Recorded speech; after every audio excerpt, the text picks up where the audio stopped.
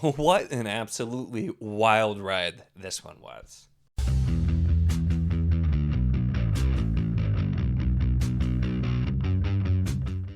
Hello and welcome to my channel, and in this video we are going to be talking about Dreamer Awake by Liam Q.D. Hall, and this was sent to me as a review copy. I will note that I've known Liam for actually years now. It's crazy how long it's been, and I was really curious. I'd read some of his short work before, but I had not gone to something a little bit longer. This is kind of novella length, about 100 pages, and he is a huge fan of sword and sorcery, especially a lot of the older kind of stuff.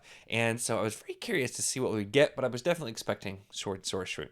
And I definitely got that with the sword and sorcery, but otherwise, I don't know what I was expecting, but this was did so many unexpected things in a really good way. This was absolutely wild, considering it's pretty darn short page count wise. The amount of like action and development and bits of world building, just so much stuff put in here, really impressed, and I had a really good time with it. So this one, I want to read the exact wording because it just gives you something about it. For some reason, gives you the exact flavor. Like, it's a really good description when you're trying to talk about the book. Roused from mind slavery, something about that just screams old school sci-fi and or sword and sorcery kind of thing. But roused from mind slavery, a woman finds her life bloody and bleak. Her quest is revenge on one hand and identity and belonging on the other. And inspired by classics of sword and sorcery and cyberpunk.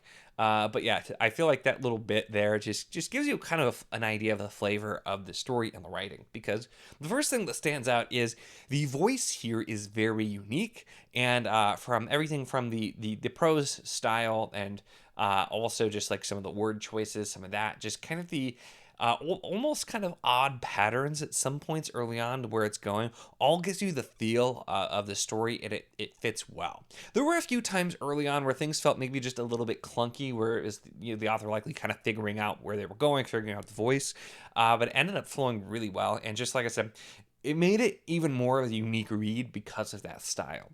This is the kind of thing I feel like you could tell me this was published decades ago, and I would believe you.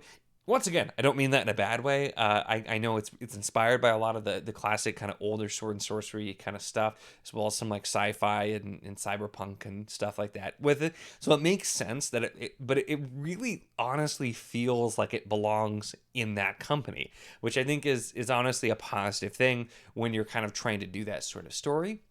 However, if you're the kind of person who hasn't really read a lot of that stuff, or if you're like me and a little bit more hit or miss with it, this is a pretty easy dip your toe in to kind of see some of that style. But it also is, written in the modern time, and so it doesn't necessarily have like some of the more troubling things you sometimes get in some of those older stories where things are like, ooh, hasn't aged the best. So we kind of avoid that here also in a good way. And so it ends up working out. I will note, because I just to pop it up again, the cover, which once again, really screams about what this is. It's kind of an interesting cover with just like the art styles and everything, and the feels here, which you have like the sword and sorcery, and then you have the other stuff that gets you a little bit more of the like kind of the sci-fi feel, and so a really mix and just kind of that niche thing. And this is kind of a revenge story while also being, a journey of discovery. But it is, as I read from the description, that the character they're trying to figure out who they were and what's going on. But after they start to get some answers, they end up being kind of directed on to where they need to go next in order to get their revenge. It does move, like I said, very quickly, and there were definitely some twists and turns I was not expecting. There are a few times it feels like we're kind of going in a direction without like a huge push or explanation or backstory as to why. But I think part of that's just this is a short, piece of work here. It needs to keep moving, and so I think that worked really well overall. Even though there were a couple times I'm like, why are we doing this? But it's kind of like, that's just what we're doing. I will say the ending. I had a couple of theories about how it was going to end, and it didn't go. It didn't shocker. It didn't do quite the thing I was expecting. But a really bold ending as well does not do the expected thing, or even I was expecting the unexpected, and I still wasn't quite there. So just kind of goes in some interesting ways with that.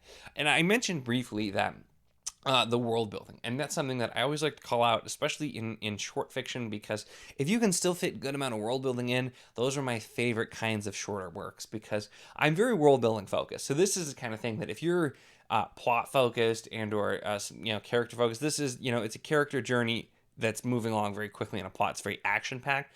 If you like that kind of stuff, you're already probably gonna enjoy this one. If you like kind of a unique writing style there as well, I'm very world building focused, so it's something that I like to specifically mention and call out. And I feel like he did a good job here with having those little tidbits where like you're like, oh, there's this or this little bit of history.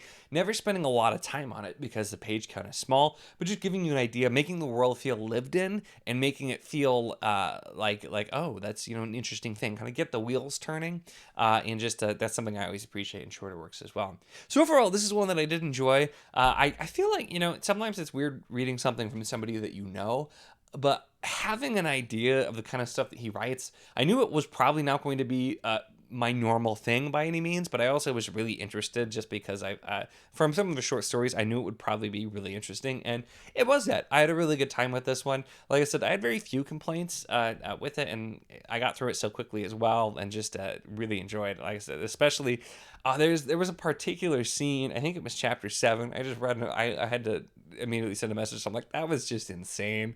Some of the stuff that happened, and I really, really enjoyed the way that it ended too. So this was really solid. It was kind of a nice, refreshing change as well from a lot of my normal kind of stuff. Something that's quick and punchy and has a lot of those zany older elements, but with a little bit more of updated ideas. And so I think it's a really nice combination of the two.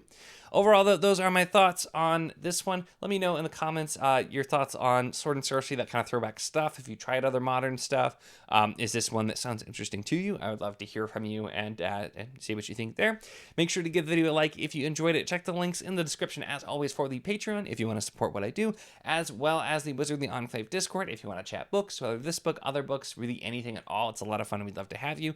And of course, if you enjoy my content, make sure to subscribe.